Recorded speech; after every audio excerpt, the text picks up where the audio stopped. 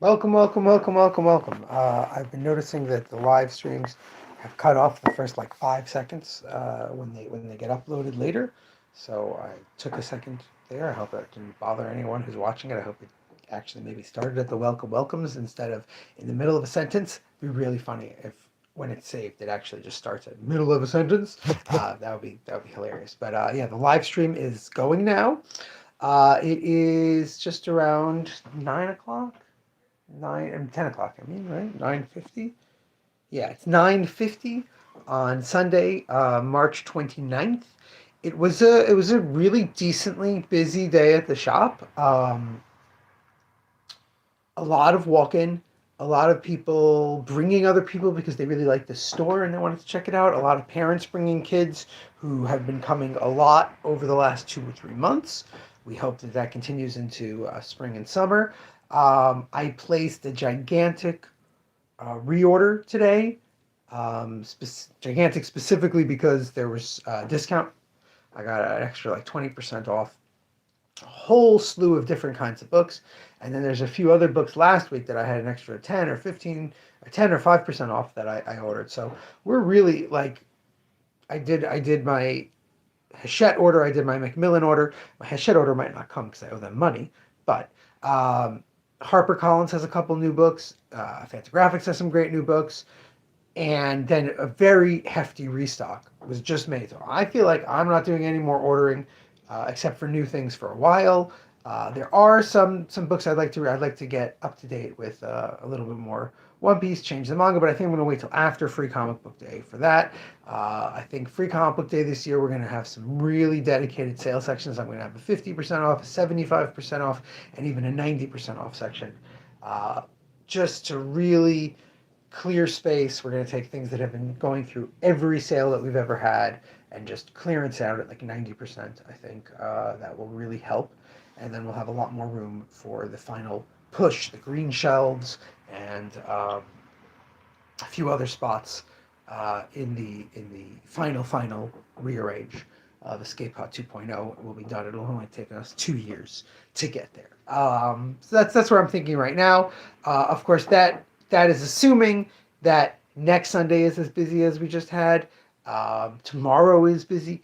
Tuesday is busy. Next Monday is busy. That's assuming all these days are busy and we actually make real money, because March is just squeaking into about the same as last March. February was better, but January was not. So we're at a weird place where we're doing, because we've cut our orders marginally better than previous years. The previous years were lousy. So, all right. I know that's not why anyone here. What you want to hear is you want to hear me talk about Wonder Man. You want to hear the guy who reads the comic books, who has all the comics in his comic book store, and knows Simon Williams from his original Avengers appearances, knows Simon Williams from the '90s series. What do I think of Wonder Man? But see, here's the problem: if you haven't watched this live stream before, you do not get a simple answer. We got a long journey to get there. First off, this this Simon Williams that we've just seen, this Wonder Man show that just started, was announced, I feel like 4 years ago, and that's after Guardians of the Galaxy 2. Guardians of the Galaxy 2. Remember, we're going back, I don't know how many years ago that is, right? Right? Guardians of the Galaxy 2 was supposed to have Nathan Fillion. Nathan Fillion from Firefly and Castle and The Rookie and all that stuff as Wonder Man. The whole thing about Peter Quill saying David Hasselhoff was his father, the guy from Knight Rider, was supposed to be Wonder Man. He was supposed to have a whole thing about how he saw Wonder Man when he was a kid. They cut it when, I don't know if Hasselhoff was friends with James. I don't know the backstory, but they got Hasselhoff, which was what the whole idea was supposed to sort of be, was Knight Rider, that he pretended a cool TV guy. They got him willing to do it and do the little cameo at the end where Ego morphs into him. Spoilers, sorry. And so they got rid of Wonder Man. I was very disappointed. I thought Nathan Fillion, especially Nathan Fillion, whatever that was, like 8 years ago, was a perfect fit for the goofiness of Simon Williams. We could even have a little tiny backstory, some other thing in an after credit or in Guardians 3 where you find out that he actually had superpowers. Fine. Simon Williams, Wonder Man, is a fascinating character because Wonder Man is almost a joke. Uh, Marvel is kicking off, right? They're doing really great with Fantastic Four, Amazing Spider-Man. They've introduced the X-Men. It's not selling well. Avengers. Avengers is this book where all the cool characters, Iron Man, Ant-Man, Hulk, Thor, all these people who are selling all these books are all in it together. And one of the big things Stan Lee really wanted was that the Avengers would introduce new characters who would show up in other Marvel books, just like he had the Silver Surfer appear in Fantastic Four, and then go into the Hulk and meet Thor and all those things. He wanted to have it. So Wonder Man appears. He's a new superhero, and I don't remember if his powers were ionic. Then I think they were, though. I think it's like 1964, and he has ionic powers. Ions, the things that make the smallest part of particles up, are under his control. No one liked it. They were like, is this a Wonder Woman ripoff? I mean, Wonder Woman's been around for almost 30 years at this point. They're like, his powers don't make sense. A lot of things. He had a rocket. People did not like him. Pretty soon after. You're all set? I had forgotten how Well, I'm on a live stream, so be careful what you say. forgotten how stupid players can be in D&D. They What? said, ooh, I want to punch him in the nuts. Okay, rolls a 19 on the die, getting a 22. Sorry, my son was just DMing. Right? And so he kills him, the person that he wanted to punch nuts, and he goes, no, wait, I don't want to do that. And I'm like, you chose to punch him. He killed him by punching his testicles. Really hard. And Folks, this is please RPG responsibly. and so I'm like, fine, I'll let you go back in. And so he goes back in, and I made it that the character was just really mad at him for punching him in the nuts. And they fought. They both nearly died, and now he's insisting that the other person plays his character because he's too powerful, because he accidentally killed someone by insulting them. This is way too complicated for me. That's why I don't trust players. I don't like. All right, go, buddy. Go. It's late. Pop hates me. I love you. Pop doesn't like it when I talk. That's not true at all. Oh, wait, that's my water. Great. There goes my stand for my phone. I don't mind when you talk. I mind that I've been wanting to do this live stream for like an hour, and I couldn't because of other reasons, and now I'm doing it. And I just want to get my opinion out there and done for the regular fans. This is not working. Where's my stand? There it is. Okay, that's a bed. Alright, so we're gonna have to change the like 15 fans. Ouch. That's actually good for like someone who just started YouTube like maybe 1 or 2 years ago. So you're 15. Yeah, what should I tell my 15 fans, sir? Tell them good night, stay safe. What was it? Damn it, babies, you have to be kind. That's all I'll say at the end, yeah. Yeah. And He says make good night sure and that you stay give them safe, an extra and- line that sounds something that I say all the time at the end. And when you're playing D&D, don't punch NPCs. Oh, in by the way, nuts. Jeremy says he watches all of your live streams. Oh, hey, Jeremy. Don't punch NPCs in the nuts, buddy. I don't think he actually does. Right, probably not. Okay, let's get back to Wonder Man, because I really want to talk about this. I really was fascinated. It's something that I've been looking forward to, and then they announced, and again, please forgive me, I'm really bad. I don't watch a lot of stuff. I don't know the actor's name, but they announced this guy was going to be in it, and it was going to be about him trying to make his way in Hollywood, hiding his secret that he had superpowers. And I'm like, oh, that's fun, because the 90s, the one that I put in our little preview, the 90s Wonder Man show comic was about Simon whatever, he died, the Vision was based on him, the Vision actually, neural pathways were actually a place where his ghost stayed, and then he came out of that, and he got his body back because of his ionic power, whatever, but he's back in the 90s, really in the 70s, but that's when he had come back. That's when he and the Beast were swinging bachelors in New York City in the old Avengers comics, which is what they did with that buddy comedy aspect of Simon Williams was brilliant in the show. We'll get there in a second. The 90s one was about him trying to get back into Hollywood, his original career that he had always wanted to be an actor, but because of his powers, all he could get was a stuntman, and he was trying to prove he was more than just his powers. That's the Wonder Man that I really read heavily. The comic started in 1991, I believe. I had seen him in Avengers things here or there, but that was really the character I knew. I very much in my mind conflate his personality with Will Payton, the Starman over at DC at the same time. I read both those books at the same time, and I bet when Joe watches this, he will agree and say something about Will Payton. But Will Payton and Simon Williams to me had very similar energy. The energy was meaningful meathead. You know, it was the guy who cared and was kind and wanted to help, but also was just kind of like he had big muscles. He had superpowers. You know, hey, someone had liked this, and then what? They took it away. I had one like, and now I have 0 likes. All right. Anyway,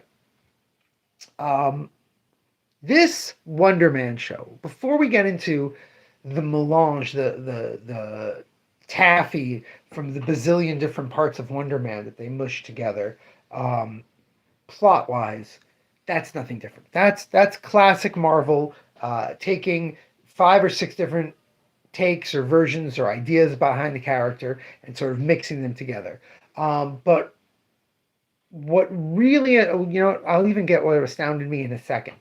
We'll get into the part that I really loved in a second. But first, let's talk about the good things about this show. The acting, okay? Ben Kingsley. That's why I watched it. I love Ben Kingsley. Sexy Beast, tremendous film. Gandhi, obviously. Just Ben Kingsley, right? Ben Kingsley. I loved his Mandarin. I love that whole take. I love that little movie short film they made with him about being the Mandarin. Great stuff. I'm interested. And then I see the two of them like out on the town together, and I'm like, oh. So like I said, that was a thing with Wonder Man in the 70s and 80s. He and the Beast from the X-Men, they were on the Avengers together, and they like to party, they like to go out, meet the ladies. And so I was like, oh, okay, the Mandarin, Trevor Slattery, and Simon Williams, buddies. Oh, okay, that's fun. Take that idea and move it. And then I saw little clips of Ben Kingsley talking about acting. Like the character, Trevor, talking about acting is important. And I'm like, okay, so this is going to be like inside Hollywood stuff, but with tremendous actors. All good.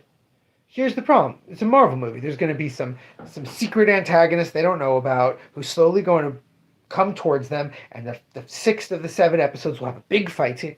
No. This is where I'm impressed. Marvel did not go the fact that the show started and was about acting, and was about passion, and was about more than anything. We're gonna get there in a second. Shame, hiding. This was Wonder Man was, as far as I'm concerned, far more than Miss Marvel, the Marvel Studios, meaning Disney's Marvel Studios, first mutant film. This is a movie about someone who has powers and is ashamed of it and doesn't want anyone to know he has those powers. There's a convenient thing with actors aren't allowed to have superpowers because of insurance reasons, but that's not actually why Simon has been hiding these powers his whole life.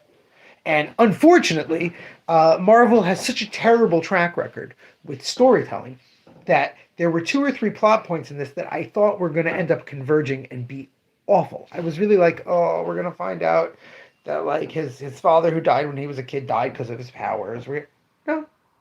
No major trauma, just the shame of having something inside you that made you different and not being able to tell anybody. Just growing like that as a person. Now that's great. You have a show with tremendous acting. Kingsley, this guy, I forgot his name. Again, I don't watch a lot of stuff. Great actors, really delivering every character, basically everyone, just spot on.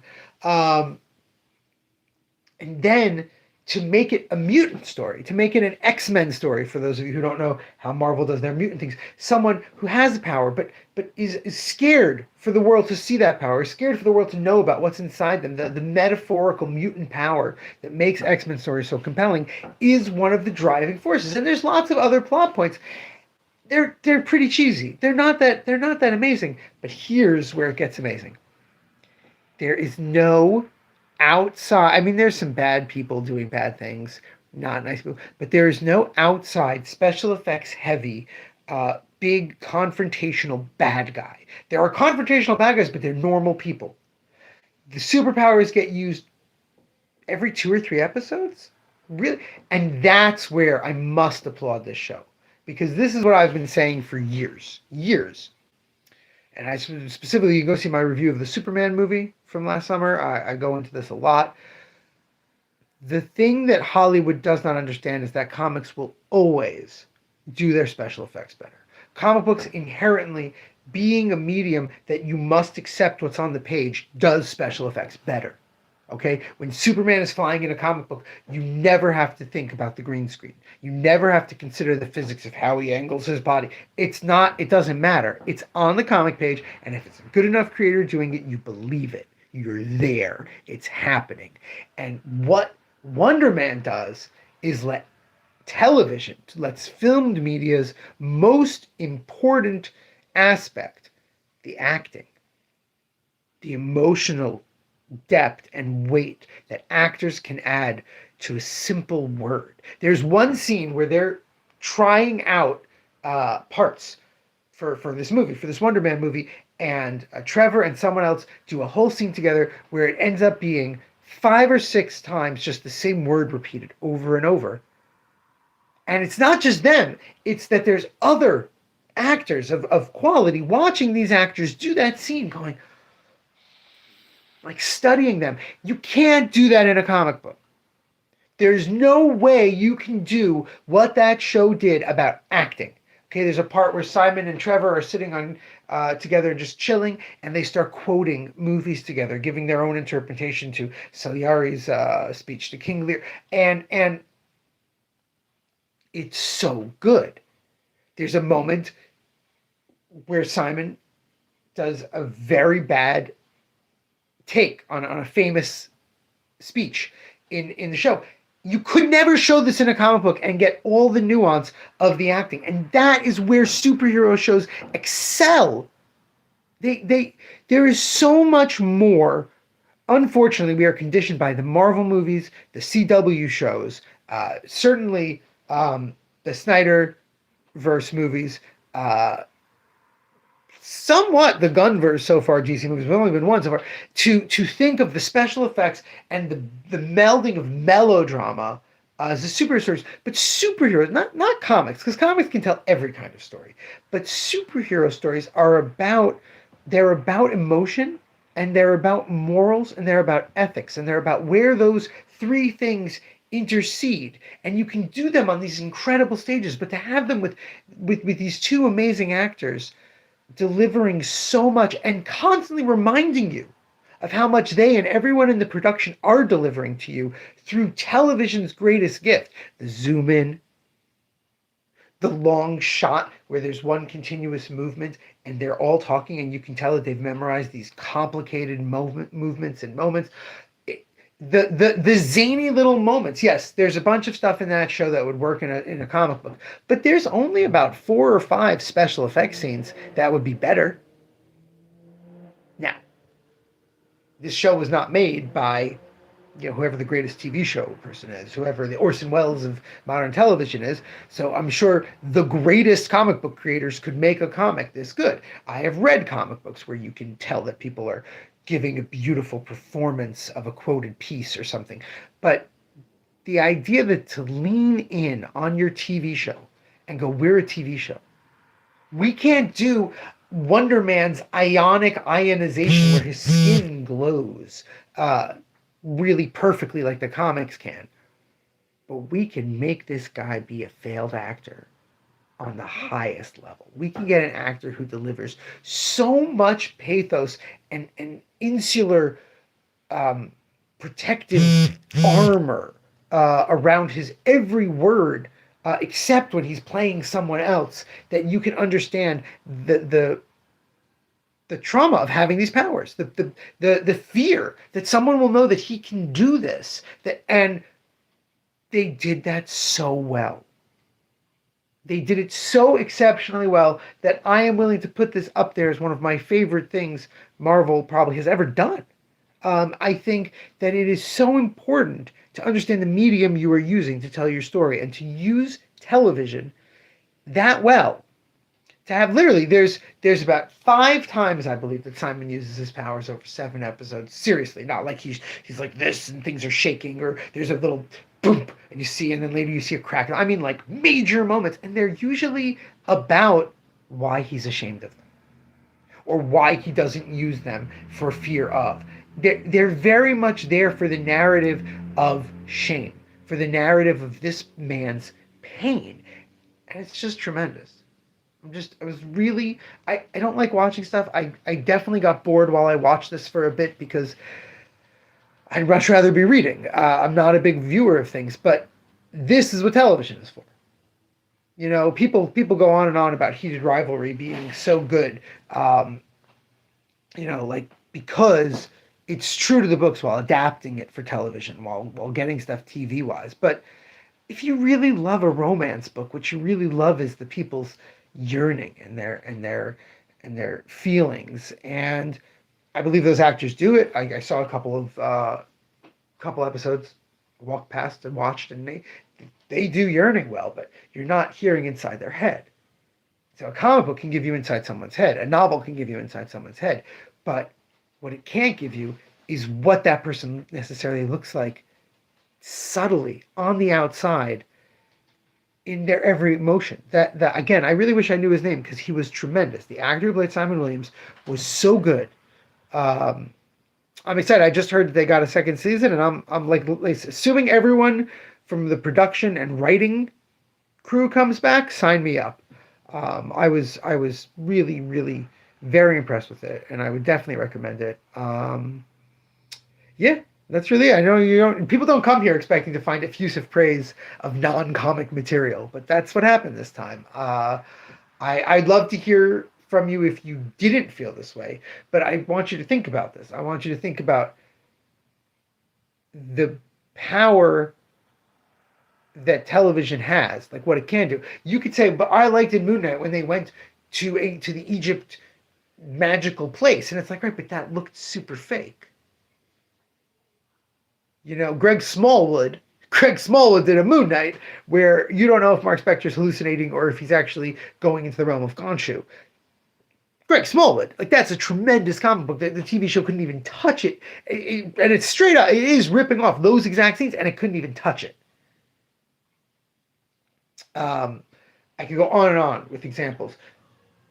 This show didn't try to do that, and I really respected it, and I really think that if Marvel can wise up and do this better, do it in this direction for things, they have real potential to do some great storytelling in long form, like single issue comic books. If you can give me another 7 episodes of Wonder Man or something like Wonder Man every 6 months, I'm not talking Daredevil. I'm not talking cool action where everyone's gritty. I mean, no, something human, something driven, where being in the Marvel Universe, having superpowers, being a mutant, which again, I'm pretty sure they're making Wonder Man a mutant, means something. I've said this hundreds of times since about 2020, I think, when Disney got the X-Men.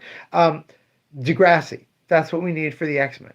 Just Degrassi, and let them graduate and become Avengers and do different things. If the actors want to go and keep being in Marvel, they can go be the Beast on the Avengers. They can be Gambit in his solo film. But just start them in high school, just drama, just hating each other, loving each other, feeling liberated to be open as a mutant amongst all the other mutants, but then the pain of hiding that from your parents, the kids whose parents accepted their mutants, and the pain of the kids whose parents don't accept their mutants. Like, this is the stuff that you should be doing on television. But, you know, who am I, right? I'm just a comic guy. All right. Until tomorrow, maybe Tuesday. And please keep in mind, no live streams, no new video at the end of the week this week because of Passover. Yeah. But until we do another episode, remember, damn it, babies, you gotta be kind.